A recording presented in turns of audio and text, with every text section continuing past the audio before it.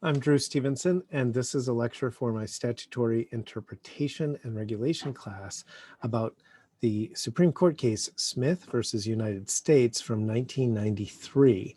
And here we're talking about whether courts should follow everyday usage or colloquial meaning or use dictionary definitions of terms. And as you can probably guess from the pictures I have here, this case involves guns and drugs. And this is a kind of a famous case. It's in a lot of case books. And we have another case from the Supreme Court that's about a similar term. And this is the word use and what it means to use a gun. And so we have a federal criminal statute that prohibits using guns in drug deals, essentially. And that's what we're talking about here. And this case is also in our line of cases about what some of us called the dictionary wars on the Supreme Court, where after Justice Scalia was on the court, he started referencing dictionary definitions for statutory terms quite a bit. And eventually the other justices started citing dictionaries on the other side to answer his dictionaries. And then he would say, well, I have 3 dictionaries. And so then a couple cases later, they have 5 dictionaries and he has 3, or the liberals have 8 dictionaries and he has 5. And then he'll say, but your dictionaries don't count because some of them were published after the enactment of the statute and so forth. So if you're reading this and it feels just a little bit ridiculous, you're not alone, but keep in mind that somebody's life or decades of their life that they might spend in jail are hanging in the balance here. And so let's look at what happens in Smith. So we have a federal statute that imposes criminal penalties on anyone who, during and in relation to any crime of violence or drug trafficking crime, uses a firearm. That's 18 U.S.C. 924C. This is one of our federal gun laws, but it's actually in the context of our drug statutes primarily. 922 is about the general possession of firearms and sales of firearms. Now, what Smith did was his way of using a gun was he traded a MAC-10 automatic firearm, which is depending on which side of the law you're on, either a very desirable weapon of choice for criminals or a pretty scary gun, in exchange for drugs with an undercover officer. This is one of the many pictures on the internet of a MAC-10. So, and as you can see, they can be used, you can add a shoulder attachment or you can fire it as sort of a machine gun pistol. They're bigger than a typical handgun, but you, in theory, could have one in each hand. So the majority and the dissenters, of course, disagree on Congress's intended meaning of the word use or use.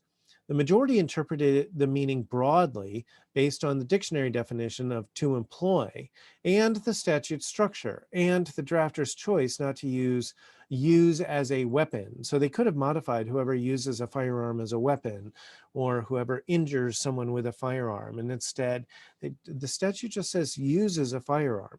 And so the question, if you're lost so far, I know some of you are just thinking about your Second Amendment rights and so forth, but this is really about guns and drugs and a statute that's specifically about not using, we're going to ratchet up the gradation of the offense if you use a gun or bring a gun to a drug deal. And so, but the problem was that probably most of us think that using a gun means either shooting it or brandishing it, right? Pointing it at someone and waving it around, or maybe like pistol whipping somebody with it, I guess. But all he did was instead of money, he exchanged his very valuable MAC-10 for a bunch of cocaine. And so the majority argued that the use of a firearm as a weapon is only one of several possible uses. And it emphasized that another provision of 924, the same statute, employed the word use in describing offenses that include using a firearm as an item of commerce. And this, both the majority and the dissent do this. And this, by the way, that interpretive technique that you see laid out and explicated in Smith would be really useful to have in your toolbox as a lawyer, your sort of interpretive toolbox, which is to look at the neighboring sections of the Act, other sections of 924, or even the statute right before it and right after it, and see what they're doing, right, with this term or with the same instrumentalities of crime and so forth. And this can carry a lot of weight for courts to argue either that if we interpret this provision this way, it makes another provision sort of meaningless or surplusage or cancels it out, or to argue that Congress, when they were passing this sort of body of law about drugs and guns, was probably using the same terms the same way, or they don't argue this in the case, the same person or handful of people were involved in drafting all of these sections. So it's not unreasonable to presume consistency in the use of nomenclature.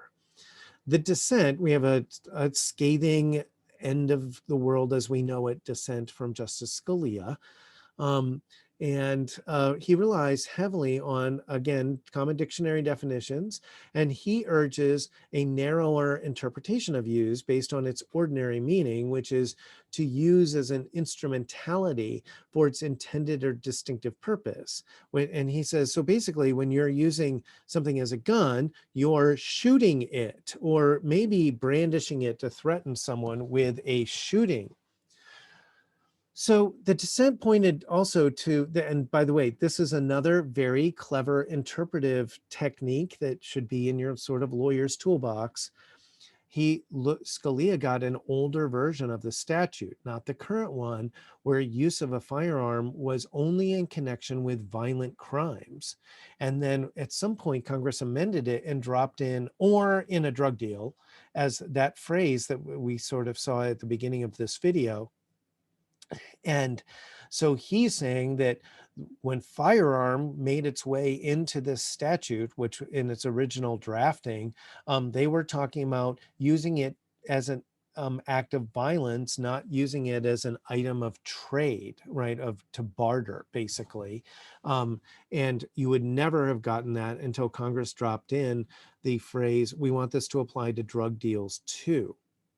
The majority countered that a subsequent amendment adding drug trafficking crimes to the statute was intended to just expand the coverage of the statute, that Congress had realized there was a public uproar over the amount of gun violence in our country that's actually related to the drug trade. And so so if you've heard the old moniker, guns don't kill people, people kill people. Well, people who are dealing drugs with guns kill people, right? That's what Congress was saying. And so they wanted to kind of crack down on the mixing of guns and use of firearms, which really escalated the mortality rate in our urban centers surrounding the drug trade. Okay, we're almost done here, actually.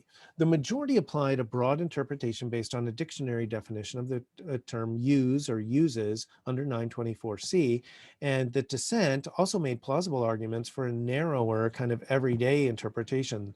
The dissent is basically saying, fine, the majority is right that that's one of the definitions that's in the dictionary when we looked it up, but in everyday parlance, people say use for the sort of Platonic function of an item, right?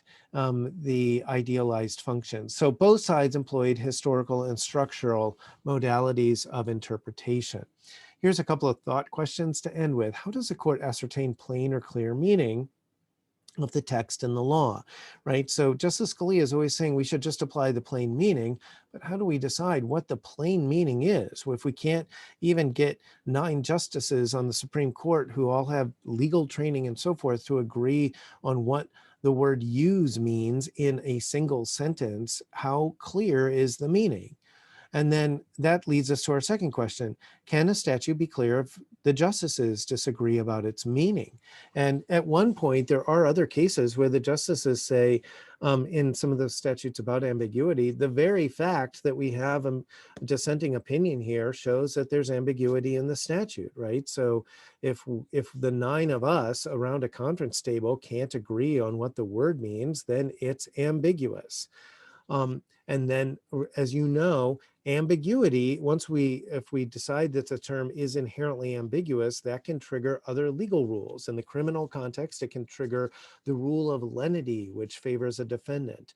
In the administrative law context, ambiguity in the statute can trigger Chevron deference, where the agency kind of gets a little thumb on the scale in their favor. Also ask yourself, what resources can the court consider to break a deadlock on statutory interpretation? Should we get into these dueling dictionaries? Should they be shopping around other sections of the statute? Is that better than looking at legislative history and so forth? There's no right answer to these questions, but they're questions that keep coming up and that someday you may be having to argue one side of in a case when you're a lawyer. Okay, that concludes our lecture about this Smith case.